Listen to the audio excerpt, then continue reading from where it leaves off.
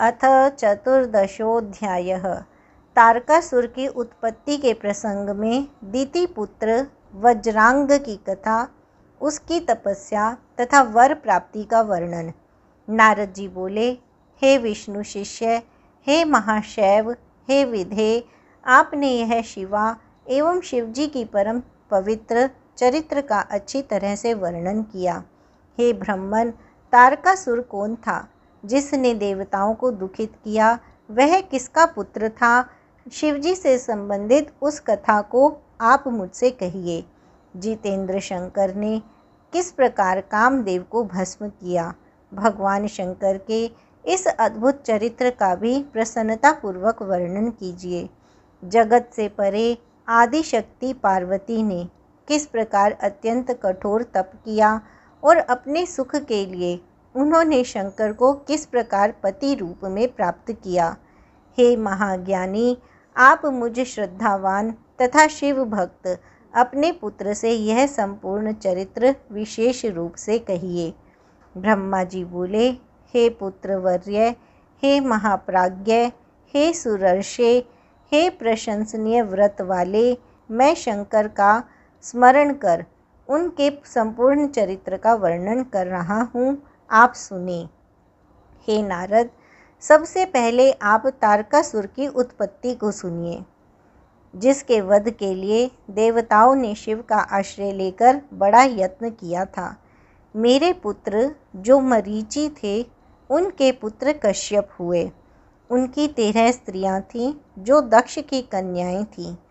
उनकी सबसे बड़ी पत्नी दिति थी। उसके 2 पुत्र हुए, उनमें हिरण्यकशिपु ज्येष्ठ तथा हिरण्याक्ष छोटा था। भगवान विष्णु ने नृसिंह तथा वराह रूप धारण कर अत्यंत दुख देने वाले उन दोनों का वध किया। तत्पश्चात देवगण निर्भय और सुखी रहने लगे। इससे दिति दुखी हुई और वह कश्यप की शरण में गई। उस पतिव्रता ने उनकी सेवा कर भक्तिपूर्वक पुनः गर्भ धारण किया। यह जानकर महान परिश्रमी देवराज इंद्र ने अवसर पाकर उसके गर्भ में प्रविष्ट होकर वज्र से उसके गर्भ के टुकड़े टुकड़े कर दिए, किंतु उसके व्रत के प्रभाव से उसका गर्भ नहीं मरा और दैव योग से सोती हुई उसके गर्भ से 49 पुत्र उत्पन्न हुए। वे सभी पुत्र मरुत नाम के देवता हुए और स्वर्ग को चले गए। देवराज ने उन्हें अपना लिया। तब दिति ने अपने कर्म से अनुतप्त हो पुनः उनकी सेवा करने लगी और उसने महान सेवा से उन मुनि को प्रसन्न कर लिया। कश्यप बोले, हे भद्रे, यदि तुम पवित्र होकर ब्रह्मा के 10,000 वर्ष पर्यंत तपस्या करो तो तुम्हारे गर्भ से पुनः महापराक्रमी पुत्र का जन्म हो सकता है। हे मुने, दिति ने श्रद्धा के साथ जब तपस्या पूरी की तब अपने पति से गर्भ धारण कर वैसा ही पुत्र उत्पन्न किया। दिति का वह पुत्र देवताओं के समान था। वह वज्रांग नाम से विख्यात हुआ। उसका शरीर नाम के अनुसार ही वज्र के समान था। वह जन्म से महाप्रतापी और बलवान था। उस पुत्र ने अपनी माता की आज्ञा से बलपूर्वक देवराज इंद्र तथा देवताओं को भी पकड़कर अनेक प्रकार का दंड दिया। इस प्रकार इंद्र आदि की दुर्दशा देखकर दिति बहुत प्रसन्न हुई तथा इंद्र आदि देवता अपने अपने कर्म फल के अनुसार बड़े दुखी हुए।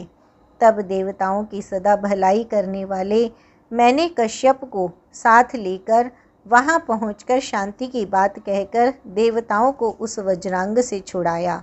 तत्पश्चात शुद्धात्मा निर्विकार वह शिव भक्त वज्रांग देवताओं को मुक्त करके प्रसन्न चित्त होकर आदरपूर्वक कहने लगा। वज्रांग बोला, यह इंद्र बड़ा स्वार्थी और दुष्ट है। इसने ही मेरी माता की संतानों को नष्ट किया है। इसको अपने कर्म का फल मिल गया। अब यह अपना राज्य पालन करे। हे ब्रह्मन, यह सारा कार्य मैंने माता की आज्ञा से किया है। मुझे किसी भुवन के भोग की अभिलाषा नहीं है। हे वेद वेत्ताओं में श्रेष्ठ ब्रह्मन, आप मुझे वेद तत्व का सार बताइए, जिससे मैं सदा परम सुखी, विकार रहित तथा प्रसन्न चित्त हो जाऊं।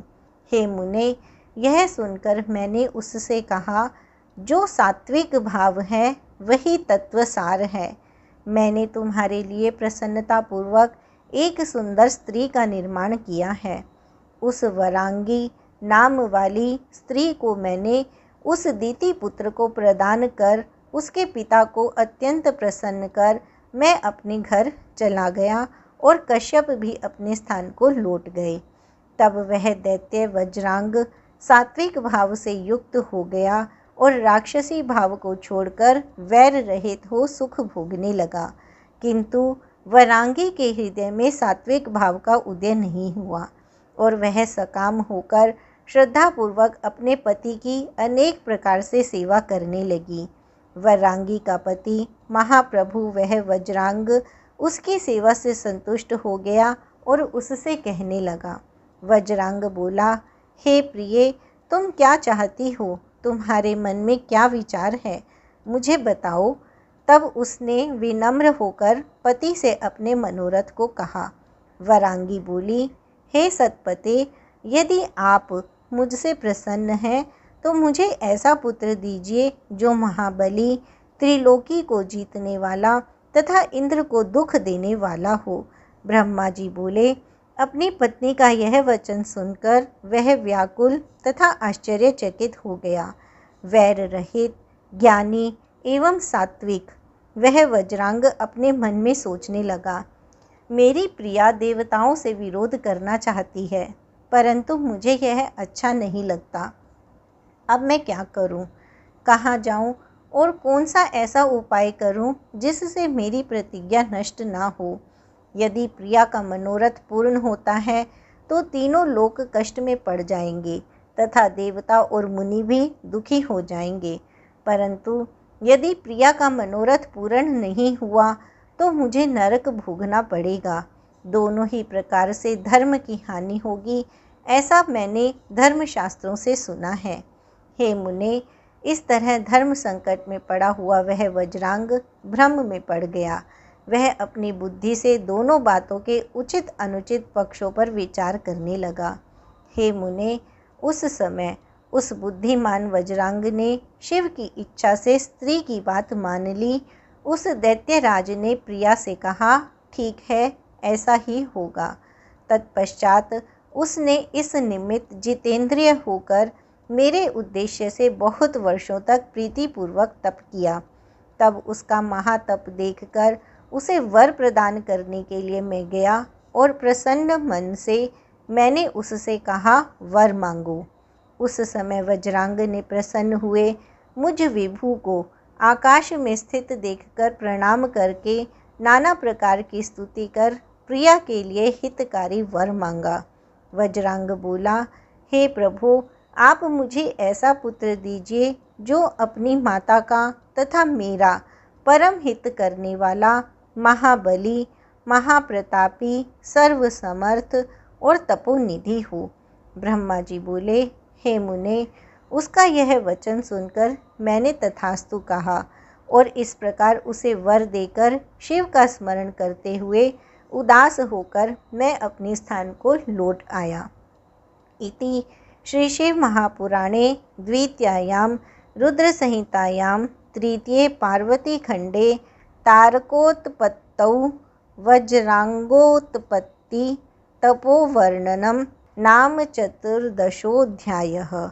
इस प्रकार श्री शिव महापुराण के अंतर्गत द्वितीय रुद्र संहिता के तृतीय पार्वती खंड में तारक की उत्पत्ति के प्रसंग में वज्रांग की उत्पत्ति और उसकी तपस्या का वर्णन नामक 14वां अध्याय पूर्ण हुआ। अथ पंचदशोऽध्यायः।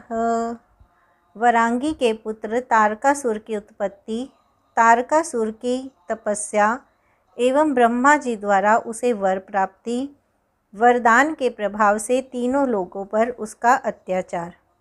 ब्रह्मा जी बोले, तदनंतर वरांगी ने आदरपूर्वक गर्भ धारण किया। वह बहुत वर्षों तक परम तेज से भीतर ही बढ़ता रहा। तत्पश्चात समय पूरा होने पर वरांगी ने विशालकाय, महाबलवान तथा अपने तेज से 10 दिशाओं को दीप्त करने वाले पुत्र को उत्पन्न किया। देवताओं को दुख देने वाले उस वरांगी पुत्र के उत्पन्न होने पर दुख के हेतु महान उत्पात होने लगे। हे तात, उस समय स्वर्ग, भूमि तथा आकाश में सभी लोगों को भयभीत करने वाले अनर्थ सूचक 3 प्रकार के उत्पात हुए। मैं उनका वर्णन कर रहा हूँ। आकाश से महान शब्द करते हुए भयंकर उल्का युक्त वज्र गिरने लगे और जगत को दुख देने वाले अनेक सुतीक्ष्ण केतु उदय हो गए। पर्वत सहित पृथ्वी चलायमान हो गई, सभी दिशाएं प्रज्वलित हो गईं, सभी नदियां एवं विशेषकर समुद्र क्षुब्ध होने लगे। भयंकर हू शब्द करते हुए तीक्ष्ण स्पर्श वाली हवा बहने लगी और धूल उड़ाती एवं वृक्षों को उखाड़ती हुई आंधी चलने लगी। हे विप्रेंद्र, राहु सहित सूर्य और चंद्रमा के ऊपर बार बार मंडल पड़ने लगे, जो महाभय के सूचक तथा सुख का नाश करने वाले थे।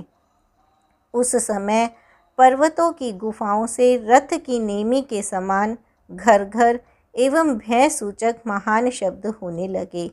सियार एवं उल्लू अपने मुख से भयानक टंकार युक्त शब्द करते हुए अग्नि उगलने लगे और सियारी ने गांवों के भीतर घुसकर अत्यंत अमंगल तथा महाभयानक शब्द करने लगी। कुत्ते जहाँ तहाँ गर्दन उठाकर संगीत के समान और रुदन के समान अनेक प्रकार के शब्द करने लगे। हे तात, गधे रेंकने के भयानक शब्द से मत्त होकर अपने खुरों से पृथ्वी को खोदते हुए झुंड के झुंड इधर उधर दौड़ने लगे। पक्षी घोंसलों से उड़ने लगे। गधे भयभीत हो गए और व्याकुल चित्त होकर भयानक शब्द करने लगे। उन्हें कहीं भी शांति नहीं मिल रही थी। पशु ताड़ित हुए के समान अपने गोष्ठ में और अरण्य में भयभीत होकर बारंबार मल मूत्र का त्याग करने लगे और जहाँ तहाँ इधर से उधर भागने लगे। वे एक जगह ठहरते नहीं थे। गायें भय से आक्रांत हो उठीं, उनके स्तनों से रुधिर निकलने लगा, नेत्रों से अश्रुधारा प्रवाहित हो उठी और वे व्याकुल हो गईं। बादल भी भय उत्पन्न करते हुए पीव की वर्षा करने लगे। देवताओं की प्रतिमाएं उछलकर रोने लगी। बिना आंधी के वृक्ष गिरने लगे और आकाश में ग्रहों का युद्ध होने लगा। हे मुनि श्रेष्ठ, इस प्रकार अनेक उत्पात होने लगे। अज्ञानी लोग उस समय यह समझ बैठे कि विश्व प्रलय हो रहा है। तदनंतर प्रजापति कश्यप ने विचार करके उस महातेजस्वी असुर का नाम तारक रखा। वह महावीर सहसा अपने पौरुष को प्रकट करता हुआ वज्र तुल्य शरीर से पर्वतराज के समान बढ़ने लगा। तत्पश्चात उस महाबली, महापराक्रमी तथा मनस्वी तारक दैत्य ने तपस्या करने के लिए माता से आज्ञा मांगी। मायावियों को भी मोहित करने वाले उस महामायावी दैत्य ने अपनी माता से आज्ञा प्राप्त कर सभी देवताओं पर विजय प्राप्त करने के लिए अपने मन में तप करने का विचार किया। गुरु की आज्ञा का पालन करने वाला वह दैत्य मधुवन में जाकर ब्रह्मा जी को लक्ष्य करके विधि पूर्वक अत्यंत कठोर तपस्या करने लगा।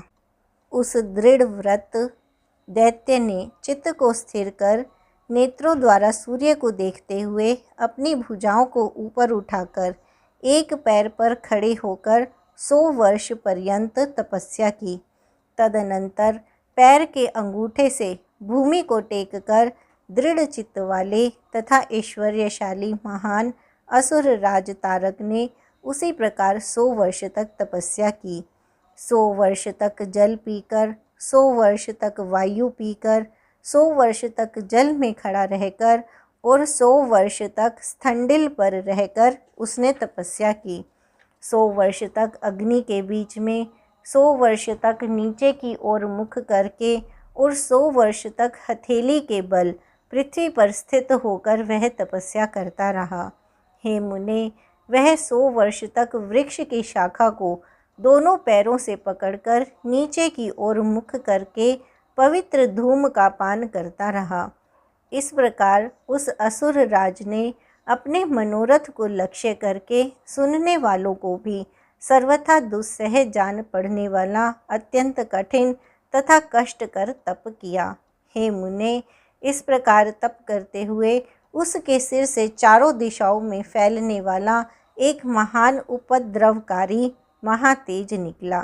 हे मुने, उस तेज से सभी देवलोग प्राय जलने लगे और चारों ओर समस्त देवता तथा ऋषिगण बड़े दुखी हुए। उस समय देवराज इंद्र अधिक भयभीत हुए कि निश्चय ही इस समय कोई तप कर रहा है, वह मेरे पद को भी छीन लेगा। वह ऐश्वर्यशाली तो असमय में ही ब्रह्मांड का संहार कर डालेगा।